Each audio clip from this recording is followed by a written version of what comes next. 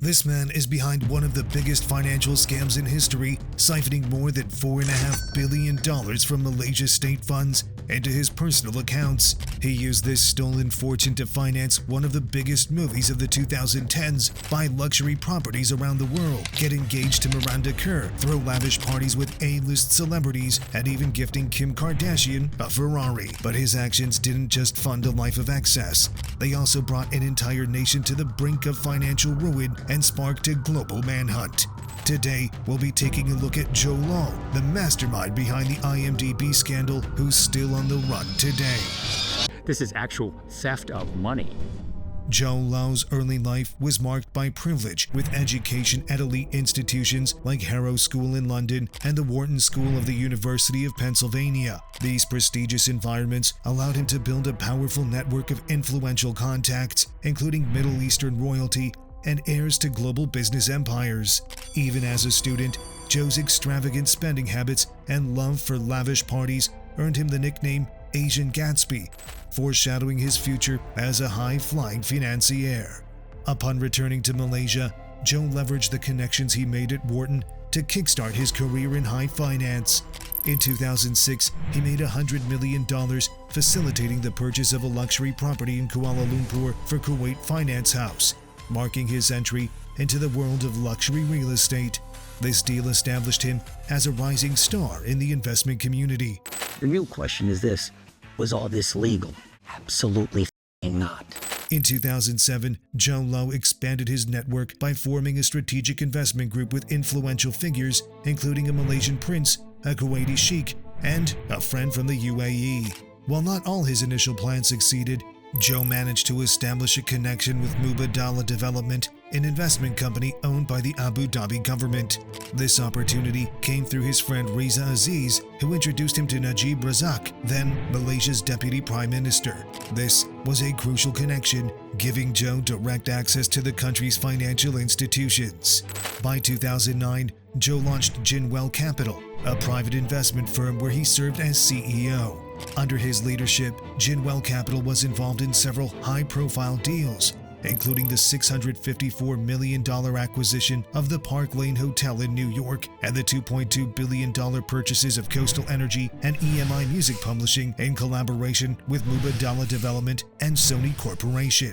These deals solidified Jho's reputation as a savvy investor capable of navigating complex financial landscapes and maintaining key global relationships. At the same time, in 2009, when Najib Razak became Prime Minister, Jho proposed creating Malaysia Development Berhad, IMDb, a sovereign wealth fund intended to boost Malaysia's economic growth and development. Najib, having full control over the fund, used it to finance various initiatives, including a major partnership with Petro Saudi International, a private oil company. Jho, although holding no official position, was instrumental in the fund's creation and wielded significant influence over its operations. He placed close associates on the board and participated in high-level meetings, using his global connections to advance the fund's objectives. Initially, IMDb was meant to invest in green energy and national development, but under Jho's influence, it expanded its scope, serving as a financial reserve for Najib to support his political agenda.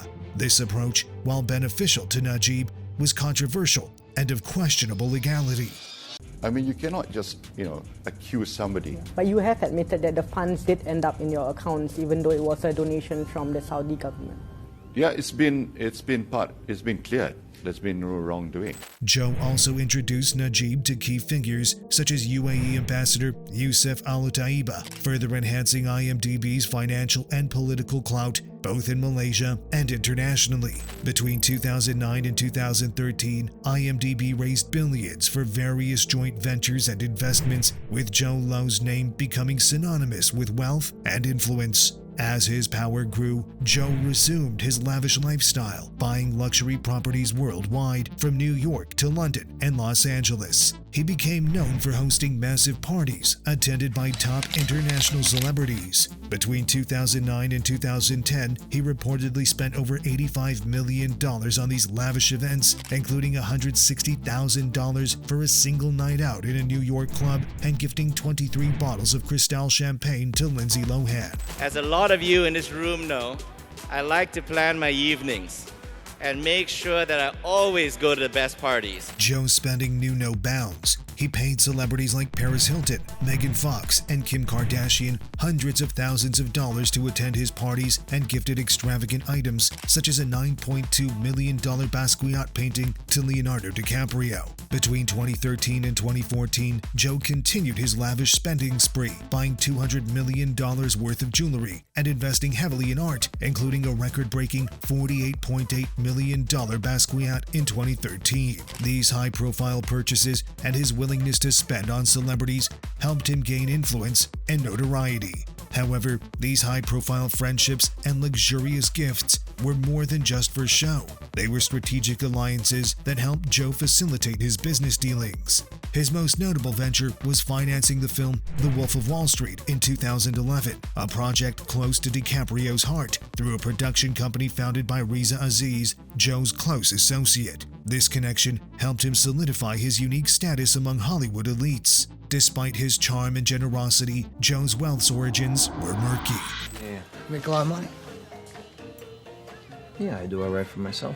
His lifestyle, funded by the IMDb Sovereign Wealth Fund, soon came under scrutiny. Using his close ties with Malaysia's Prime Minister and access to state funds, Joe orchestrated one of the largest embezzlement schemes in history. He funneled billions of dollars from IMDb into his personal accounts, using complex financial structures and offshore entities to hide his activities. The IMDb Petro-Saudi joint venture, supposedly a legitimate deal, turned out to be a sham, with much of the invested money redirected to Joe's Swiss bank accounts. From 2009 to 2013, billions raised for investment projects were siphoned off to offshore shell companies linked to Joe. Jho Low employed a series of sophisticated tactics to obscure his financial misdeeds. One such method involved creating fake companies with names nearly identical to legitimate entities, like the Abu Dhabi sovereign fund ABAR. He also used bearer shares, which are unregistered and can be transferred anonymously, making it easy to hide ownership and cover his tracks. The details of these complex schemes are outlined in Billion Dollar Whale, a book by Wall Street Journal journalists that reveals how Joe and his associates meticulously covered their tracks. They created layers of intermediaries to distance themselves from the illicit transactions, making it difficult for investigators to trace the money. From the moment he took control of IMDb, Joe embezzled at least $700 million, and this was just the beginning. 1MDB is one of the biggest frauds, financial frauds, in history. As his involvement with IMDb deepened, Joe continued to siphon funds, involving major financial institutions and transactions to launder the stolen money. To manipulate regulators and launder money, Joe used offshore shell companies, tax havens, and Swiss bank accounts. A critical player in this scheme was Goldman Sachs. Between 2012 and 2013, the prestigious investment bank helped IMDb raise $6.5 million through 3 bond issues known as Project Magnolia, Project Maximus, and Project Catalyze. These transactions were vital for laundering money, with over $2.7 billion diverted to a Swiss bank account and another $1.3 billion to a Singapore account instead of IMDb's accounts. Goldman Sachs, with its reputation, provided a veneer of legitimacy to these deals, making them appear credible. Goldman Sachs charged exorbitant fees, around $600 million, nearly 10% of the total raised, compared to the usual 1 to 2% for such transactions. They justified this by citing the complexity and risk involved. Key Goldman employees, Roger Ng and Tim Leissner, played central roles in the money laundering and bribery efforts, helping Joe conceal the illicit funds. Despite red flags and suspicious practices, Goldman Sachs continued working with IMDb, motivated by the lucrative fees. The book Billion Dollar Whale highlights the internal dynamics at Goldman Sachs and the willingness of some employees to turn a blind eye to unethical practices in pursuit of profit. It also underscores a systemic failure in regulatory oversight that allowed this massive fraud to unfold. Although Jho Low claimed to be merely a consultant for IMDb, the U.S. Justice Department identified him as the mastermind behind the entire scheme. The Department of Justice has filed a civil complaint seeking to forfeit and recover more than $1 billion in assets associated with an international conspiracy to launder funds stolen from One Malaysia Development Berhad, or 1 MDB. His close relationship with Malaysia's Prime Minister Najib Razak was crucial, providing Jho protection and political support. In return for Jho Low's gifts and favors, Najib Razak turned a blind eye to his friend's fraudulent activities, allowing Jho to siphon billions from IMDb. With corruption reaching the highest levels of government, looting the state fund became easier. Many officials treated IMDb like their personal bank account, with investigators estimating that a staggering $4.5 billion was embezzled. This explains how Jho could afford his lavish lifestyle and Hollywood friendships. However, the consequences of this massive fraud also had an impact on the people. We woke up one morning in July 2015 to realize that almost $700 million had gone into the Prime Minister's account. The Malaysian public, unaware of the theft unfolding behind closed doors, paid the price. The scandal severely impacted the nation's economy, increasing public debt and leading to cuts in essential public services such as healthcare and education. Ordinary Malaysians faced higher taxes, a devalued currency, and rising inflation, making everyday life more difficult.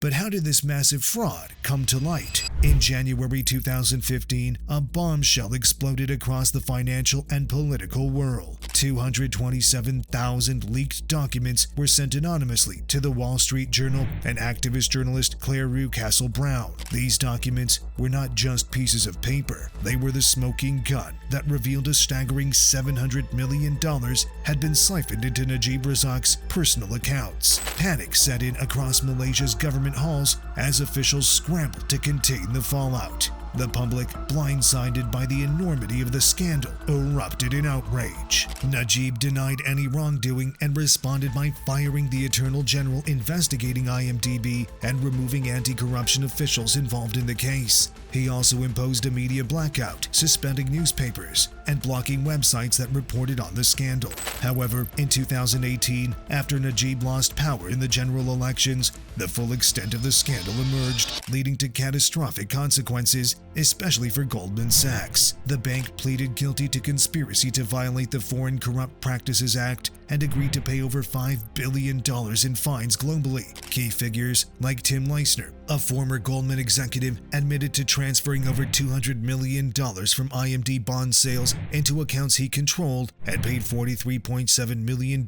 in penalties after pleading guilty to money laundering. Another Goldman banker, Roger Ng, was sentenced in 2023 to 10 years in prison for his involvement in the scheme. Investigations also targeted Najib's stepson, Reza Aziz, at his production company, Red Granite Pictures, which was accused of using $155 million of IMDb funds to finance The Wolf of Wall Street. In 2018, Red Granite agreed to pay $60 million to settle the claims without admitting guilt. Following the IMDb scandal, Red Granite Pictures, the production company associated with Jho Low, closed its doors in 2018.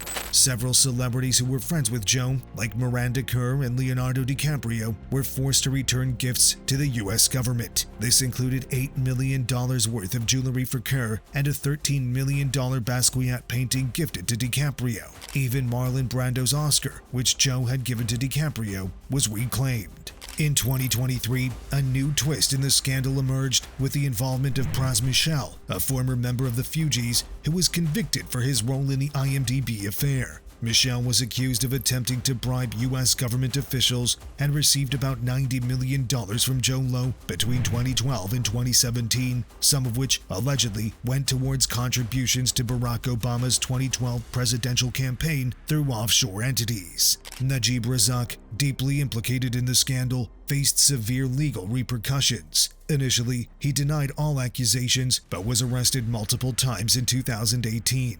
Evidence showed that he diverted $26.3 million from IMDb to buy a diamond necklace for his wife, Rosma Mansour. Both were banned from leaving Malaysia, and authorities seized over $270 million worth of luxury items from their properties, the largest seizure in Malaysian history. In 2018, following public outrage, Najib was ousted from power in the general elections. The new government, led by Mahathir Mohamad, reopened investigations into the IMDb scandal. Najib faced 42 charges related to IMDb, including including corruption, money laundering, and abuse of power. In 2020, he was convicted on 7 charges and sentenced to 12 years in prison with a $49 million fine. His appeals were rejected in 2021, and his wife Rosma was also convicted in 2022 for corruption, receiving a 10-year prison sentence and a $230 million fine. Jho Low remains at large, wanted globally for his role as the mastermind behind the fraud. The U.S. has charged him with conspiring to launder billions from IMDb and violating the Foreign Corrupt Practices Act. Efforts to recover assets linked to the scandal have led to over $1.7 billion being seized, marking the largest recovery by the U.S. Department of Justice's Asset Forfeiture Division. The legal fallout from the scandal extends well beyond the U.S., impacting financial systems worldwide. In 2018, Malaysian authorities issued arrest warrants for Jho Low and his father for laundering $450 million stolen from IMDb, which was primarily used to purchase a luxury yacht, the Equanimity. The Malaysian government seized the yacht, renamed it Tranquility, signaling their desire for peace after the turmoil. In November 2019, Jho Low agreed to surrender over $100 million in luxury assets to the U.S. as part of a settlement totaling about $700 million in assets. This deal did not require him to admit guilt. Internationally, several countries, including Luxembourg, Switzerland, the UK, Australia, and Singapore, continue investigating the scandal's impact within their jurisdictions. Malaysia is working with at least 6 countries to recover the $4.5 billion stolen from IMDb, while around a dozen countries are actively seeking Jho Low's arrest. Singapore alone has seized $167 million in assets tied to the scandal. Despite these efforts, Jho Low remains a fugitive, wanted by Interpol and Malaysia. Authorities have occasionally come close to capturing him, discovering new details, such as his purchase of a villa in Cyprus and his acquisition of Cypriot citizenship in 2015 through an investment program. This citizenship, which provided him with freedom of movement within the EU and some protection from extradition, was revoked in 2019 after it was revealed that Jho had obtained it using illicit funds. The IMDb scandal has had a profound impact on Malaysia, severely damaging its international reputation and economic stability. The country's public debt soared to about 70% of its GDP, forcing the government to revise budgets and delay infrastructure projects. Meanwhile, Jho Low hired a legal team to fight the revocation of his Cypriot citizenship and continues to evade capture, reportedly moving between countries like Shanghai and Macau. Despite being stripped of his Cypriot citizenship and facing numerous legal actions worldwide, Jho Low maintains his innocence, claiming the accusations are part of a political persecution campaign by Malaysian authorities. The IMDb scandal remains one of the largest cases of kleptocracy in history, and Jho Low, the man at its center, remains elusive. The life of your dreams is only good to see you again, George. You're under arrest. You gotta be joking.